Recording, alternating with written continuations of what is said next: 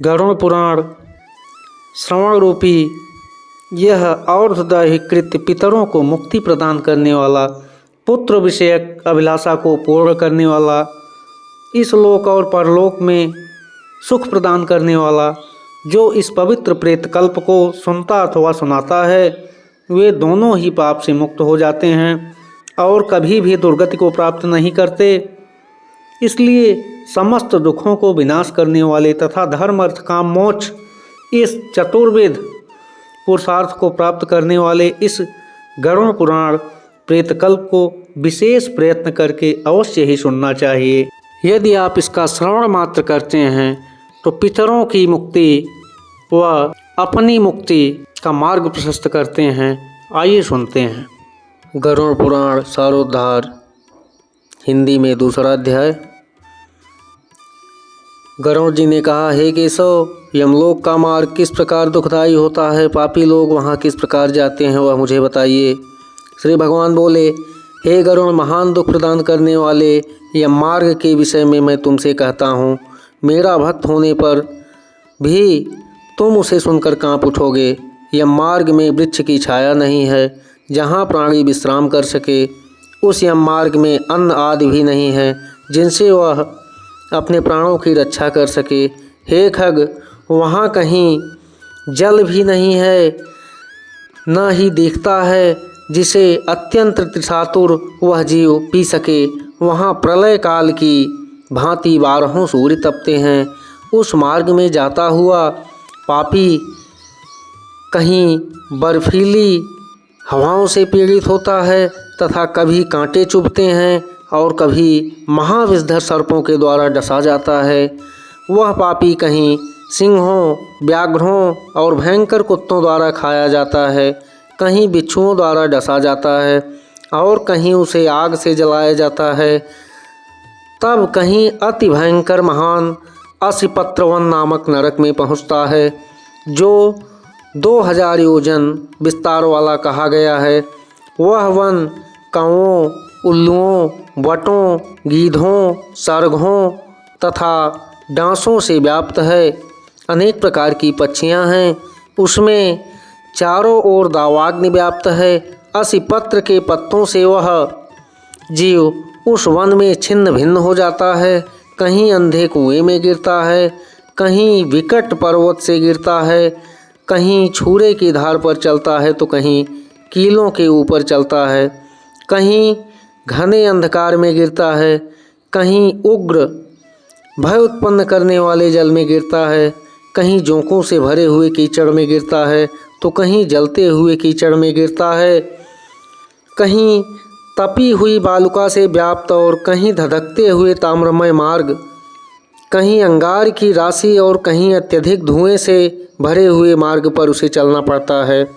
कहीं अंगार की वृष्टि होती है, कहीं बिजली गिरने के साथ शिलावृष्टि होती है, कहीं रक्त की, कहीं शस्त्र की और कहीं गर्म जल की वृष्टि होती है, कहीं खारे कीचड़ की वृष्टि होती है। मार्ग में कहीं गहरी खाई है, कहीं पर्वत शिखरों की चढ़ाई है और कहीं कंदराओं में प्रवेश करना पड़ता है। वहाँ उस मार्ग में कहीं घना अंधकार है तो कहीं दुख से चढ़ी जाने योग्य शिलाएं हैं, कहीं मवाद, रक्त तथा विष्ठा से भरे हुए तालाब हैं। यम मार्ग के बीचों बीच अत्यंत उग्र और घोर बैतरणी नदी बहती है। वह देखने पर दुखदायिनी तो क्या आश्चर्य, उसकी वार्ता ही भय पैदा करने वाली है। वह 100 योजन चौड़ी है। उसमें पीप, मवाद और शोणित अर्थात रक्त बहते रहते हैं। हड्डियों के समूह से तट बने हुए हैं अर्थात उसके तट पर हड्डियों का ढेर लगा रहता है। मांस और रक्त के कीचड़ वाली वह नदी दुख से पार की जाने वाली है। अथाह गहरी है और पापियों के द्वारा दुखपूर्वक पार की जाने वाली वह नदी केश रूपी सेवार में भरी हुई होने के कारण दुर्गम है। वह विशालकाय ग्राहों अर्थात घड़ियालों से व्याप्त है और सैकड़ों प्रकार के घोर पक्षियों से आवृत है, घिरी हुई है। हे गरुड़, आए हुए पापी को देखकर वह नदी ज्वाला और धूम से भरकर कड़ाह में रखे घृत की भांति खौलने लगती है। वह नदी सुई के समान मुख वाले भयानक कीड़ों से चारों ओर से व्याप्त है।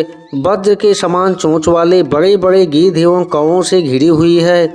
वह नदी शिशुमार्ग, मगर, जोंक, मछली, कछुए तथा अन्य मांसभक्षी जलचर जीवों से भरी पड़ी है। उसके प्रवाह में गिरे हुए बहुत से पापी रोते चिल्लाते हैं और हे भाई, हा पुत्र, हा तात, इस प्रकार कहते हुए बार बार विलाप करते हैं। भूख और प्यास से व्याकुल होकर पापी जीव रक्त का पान करते हैं। वह नदी झागपूर्ण रक्त के प्रवाह से व्याप्त महाघोर, अत्यंत गर्जना करने वाली, देखने में दुख पैदा करने वाली तथा भयावह है। उसके दर्शन मात्र से पापी चेतना शून्य हो जाते हैं। बहुत से बिच्छू तथा काले सर्पों से व्याप्त उस नदी के बीच में गिरे हुए पापियों की रक्षा करने वाला कोई नहीं है। उसके सैकड़ों हजारों भंवरों में पड़कर पापी पाताल में चले जाते हैं। क्षण भर में पाताल में रहते हैं और एक क्षण में ही ऊपर आ जाते हैं। हे खग, वह नदी पापियों के गिरने के लिए ही बनाई गई है।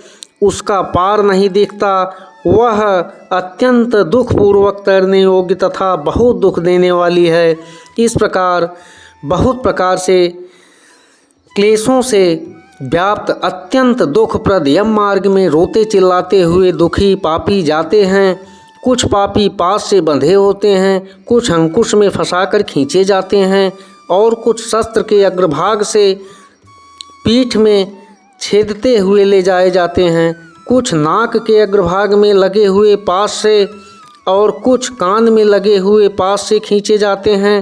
कुछ काल पास से खींचे जाते हैं और कुछ कांवों से खींचे जाते हैं। वे पापी गर्दन, हाथ तथा पैर में जंजीर से बंधे हुए तथा अपनी पीठ पर लोहे के भार को ढोते हुए मार्ग पर चलते हैं।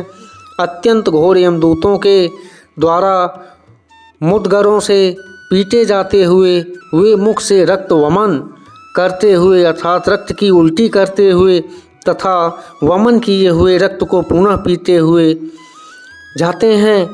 उस समय अपने दुष्कर्मों को सोचते हुए प्राणी अत्यंत ग्लानि का अनुभव करते हैं और अतीव दुखित होकर यमलोक को जाते हैं। इस प्रकार यम मार्ग में जाता हुआ वह मंदबुद्धि प्राणी हा पुत्र, हा पुत्र, हा पौत्र, इस प्रकार पुत्र और पौत्रों को पुकारते हुए हाय हाय इस प्रकार विलाप करते हुए पश्चात पाप की ज्वाला से जलता रहता है। वह विचार करता है कि महान पुण्य के संबंध से मनुष्य जन्म प्राप्त होता है, उसे प्राप्त कर मैं कभी भी धर्माचरण नहीं किया। यह मैंने क्या किया? मैंने दान दिया नहीं, अग्नि में हवन किया नहीं, तपस्या की नहीं, देवताओं की भी पूजा की नहीं, विधि विधान से तीर्थ सेवा की नहीं। अतः हे जीव, जो तुमने किया है उसी का फल भोगो। हे देही, तुमने ब्राह्मणों की पूजा की नहीं, देव नदी गंगा का सहारा लिया नहीं, सत्पुरुषों की सेवा की नहीं, कभी भी दूसरे का उपकार किया नहीं। इसलिए हे जीव, जो तुमने किया है अब उसी का फल भोगो। मनुष्यों और पशु पक्षियों के लिए जलहीन प्रदेश में जलाशय का निर्माण किया नहीं, गौओं और ब्राह्मणों की आजीविका के लिए थोड़ा भी प्रयास किया नहीं। इसलिए हे देही, तुमने जो किया है उसी से अपना निर्वाह करो। तुमने नित्य दान किया नहीं, गौओं के दैनिक भरण पोषण की व्यवस्था की नहीं, वेदों और शास्त्रों के वचनों को प्रमाण माना नहीं, पुराणों को सुना नहीं, विद्वानों की पूजा की नहीं। इसलिए हे देही, जो तुमने किया है उन्हीं दुष्कर्म को, ऐसे फल को अब भोगो। नारी जीव भी पश्चाताप करते हुए कहता है, मैं पति की हितकर आज्ञा का पालन किया नहीं, पतिव्रत धर्म का कभी पालन किया नहीं और गुरुजनों को गौरवोचित सम्मान कभी दिया नहीं। इसलिए हे देहिन, जो तुमने किया उसी का अब फल भोगो। धर्म की बुद्धि से एकमात्र पति की सेवा की नहीं और पति की मृत्यु हो जाने पर वह निप्रवेश करके उनका अनुगमन किया नहीं। वैधव्य प्राप्त करके ध्यान गम्य त्यागमय जीवन व्यतीत किया नहीं। इसलिए हे देहिन, जैसा किया उसका फल भोगो। मास पर्यंत किए जाने वाले उपवासों से तथा चंद्रायण व्रतों आदि सुविस्तीर्ण नियमों के पालन से शरीर को सुखाया नहीं। पूर्व जन्म में किए हुए दुष्कर्मों से बहुत प्रकार के दुखों को प्राप्त करने के लिए नारी शरीर प्राप्त किया था। इस तरह बहुत प्रकार से विलाप करके पूर्व देह का स्मरण करते हुए मेरा मानव जन्म शरीर कहाँ चला गया, इस प्रकार चिल्लाता हुआ वह यम मार्ग में चलता है। हे तार्क्ष, इस प्रकार 17 दिन तक अकेले वायुवेग से चलते हुए 18वें दिन वह प्रेत सौम्यपुर में जाता है। उस रमणीय श्रेष्ठ सौम्यपुर में प्रेतों का महान गण रहता है। वहाँ पुष्पभद्रा नदी और अत्यंत प्रिय दिखने वाला वटवृक्ष है। उस पुर में यमदूतों के द्वारा उसे विश्राम कराया जाता है। वहाँ दुखी होकर वह स्त्री पुत्रों के द्वारा प्राप्त सुखों का स्मरण करता है। वह अपने धन भृत्य और पौत्र आदि के विषय में जब सोचने लगता है तो वहाँ रहने वाले यम के किंकर उससे इस प्रकार कहते हैं, धन कहाँ है, पुत्र कहाँ है, पत्नी कहाँ है, मित्र कहाँ है, बंधु बांधव कहाँ हैं। हे मूढ़, जीव अपने कर्मोपार्जित फल को ही भोगता है। इसलिए दीर्घ काल तक इस यम मार्ग पर चलो। हे परलोक के राही, तू यह जानता है कि राहगीरों का बल और संबल पाथेय ही होता है, जिसके लिए तूने प्रयास तो किया नहीं। तू यह भी नहीं जानता कि तुम्हें निश्चित ही उस मार्ग पर चलना है और उस रास्ते पर कोई भी लेन देन हो नहीं सकता। यह मार्ग तो बालकों को भी विदित रहता है। हे मनुष्य, क्या तुमने इसे सुना नहीं था? क्या तुमने ब्राह्मणों के मुख से पुराणों के वचन सुने नहीं थे? इस प्रकार कहकर मुकदरों से पीटा जाता हुआ वह जीव गिरते पड़ते दौड़ते हुए बलपूर्वक पासों से खींचा जाता है। यहाँ स्नेह अथवा कृपा के कारण पुत्र पौत्रों का दिया हुआ मासिक पिंड को खाता है। उसके बाद वह जीव सौरपुर को प्रस्थान करता है। उस सौरपुर में काल के रूप को धारण करने वाला जंगम नामक राजा है। उसे देखकर वह जीव भयभीत होकर विश्राम करना चाहता है। उस पुर में गया हुआ वह जीव अपने स्वजनों के द्वारा दिए हुए त्रैपाक्षिक अन्न जल को खाकर उस पुर को पार करता है। उसके बाद शीघ्रतापूर्वक वह प्रेत नगेंद्र भवन की ओर जाता है और वहाँ भयंकर वनों को देखकर वह दुखी होता है, रोता है। दया रहित दूतों के द्वारा खींचे जाने पर वह बार बार रोता है और 2 मास के अंत में दुखी होकर वहाँ जाता है। बांधों द्वारा दिए गए पिंड जल वस्त्र का उपभोग करके यम किंकरों के द्वारा पास से बार बार खींचकर पुनः आगे ले जाया जाता है।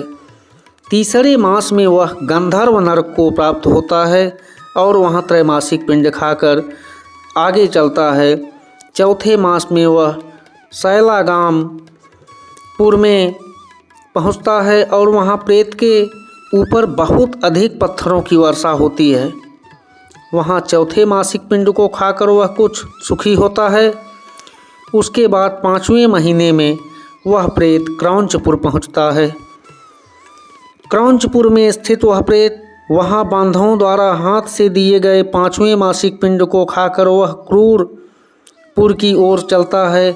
5.5 मास के बाद बांधवों द्वारा प्रदत्त उन खड़मासिक पिंड और घट दान से तृप्त होकर वह वहाँ आधे मुहूर्त तक विश्राम करके यमदूतों के द्वारा डराए जाने पर दुख से कांपता हुआ उस पुर को छोड़कर चित्रभवन नामक पुर को जाता है, जहाँ यम का छोटा भाई विचित्र नाम वाला राजा राज्य करता है। उस विशाल शरीर वाले राजा को देखकर जब वह डर से भागता है, तब सामने आकर कैवर्त अर्थात धीवर उससे यह कहते हैं, हम इस महावैतरणी नदी को पार कराने वाले लिए नाव लेकर आए हैं। यदि तुम्हारा इस प्रकार का पुण्य हो तो इसमें बैठ सकते हो। तत्वदर्शी मुनियों ने दान को ही वितरण देना या बांटना, वितरण अर्थात कहा है। यह वैतरणी नदी वितरण के द्वारा ही पार की जा सकती है, इसलिए इसको वैतरणी कहा जाता है। वैतरणी अर्थात दान दिए हो, वितरण किए हो, इसी के नाम से इसका नाम वैतरणी पड़ा है। यदि तुमने वैतरणी गौ का दान किया हो तो नौका तुम्हारे पास आएगी, अन्यथा नहीं। उसके ऐसे वचन सुनकर प्रेत हा देव ऐसा कहता है। उस प्रेत को देखकर वह नदी खौलने लगती है और उसे देखकर प्रेत अत्यंत क्रंदन करने लगता है। जिसने अपने जीवन में कभी दान दिया ही नहीं है, ऐसा पापात्मा उसी वैतरणी में डूबता है। तब आकाश मार्ग से चलने वाले दूत उसके मुख में कांटा लगाकर बंसी से मछली की भांति उसे खींचते हुए पार ले जाते हैं। वहाँ खड़मासिक पिंड खाकर वह अत्यधिक भूख से पीड़ित होकर विलाप करता हुआ आगे के रास्ते पर चलता है। 7वें मास में वह बहवाप दपुर को जाता है और वहाँ अपने पुत्रों द्वारा दिए हुए 7वें मासिक पिंड को खाता है। हे पक्षीराज गरुड़, उस पुर को पाकर वह दुखद नामक पुर को जाता है। आकाश मार्ग से जाता हुआ वह महान दुख प्राप्त करता है। वहाँ 8वें मास में दिए हुए पिंड को खाकर आगे बढ़ता है और 9वां मास पूर्ण होने पर नाना क्रंदनपुर को प्राप्त होता है। वहाँ क्रंदन करते हुए अनेक भयावह कंदगणों को देखकर वह शून्य हृदय वाला वह जीव दुखी होकर आक्रंदन करने लगता है। उस पुर को छोड़कर वह यमदूतों के द्वारा भयभीत किया जाता हुआ 10वें महीने में अत्यंत कठिनाई से सुतप्त भवन नामक नगर में पहुंचता है। वहां पुत्रादि से पिंडदान और जलांजलि प्राप्त करके भी सुखी नहीं होता। 11वां मास पूरा होने पर वह रौद्रपुर को जाता है और पुत्रादि के द्वारा दिए हुए 11 मासिक पिंड को खाकर 11.5 मास बीतने पर वह जीव पयोवर्षण नामक नगर में पहुंचता है। वहाँ प्रेतों को दुख देने वाले मेघ घनघोर वर्षा करते हैं। वहाँ पर दुखी वह प्रेत उनाब्दिक श्राद्ध अर्थात पिंड के श्राद्ध को खाता है। इसके बाद वर्ष पूरा होने पर वह जीव सीताढ़ नामक नगर को प्राप्त होता है। वहाँ हिम से भी 100 गुनी अधिक ठंड पड़ती है। शीत से दुखी तथा क्षुधित वह जीव इस आशा में 10 दिशाओं में देखता है कि शायद कहीं कोई हमारा बांधव हो जो मेरे दुखों को दूर कर सके। तब यम के दूत कहते हैं, तुम्हारा ऐसा पुण्य कहाँ है? फिर वार्षिक पिंड को खाकर वह धैर्य धारण करता है। उसके बाद वर्ष के अंत में यमपुर के निकट पहुँचने पर वह प्रेत बहुभीतपुर में जाकर हाथ भर माप के अपने शरीर को छोड़ देता है। हे पक्षी, पुनः कर्म भोग के लिए अगुष्ठ मात्र के वायु स्वरूप यातना देह को प्राप्त करके वह यमदूतों के साथ जाता है। हे कश्यपा आत्मज, जिन्होंने और्ध दैहिक अर्थात मरणकालिक दान नहीं किए हैं, वे यमदूतों के द्वारा दृढ़ बंधनों से बंधे हुए अत्यंत कष्ट से यमपुर को जाते हैं। हे आकाशगामी धर्म, राजपुर में 4 द्वार हैं, जिनमें से दक्षिण द्वार के मार्ग का तुमसे वर्णन कर दिया। इस महान भयंकर मार्ग में भूख प्यास और श्रम से दुखी जीव जिस प्रकार जाते हैं वह सब मैंने बतला दिया। अब और क्या सुनना चाहते हो? इस प्रकार गरुड़ पुराण के अंतर्गत सारोद्धार में यम मार्ग निरूपण नामक दूसरा अध्याय पूरा हुआ।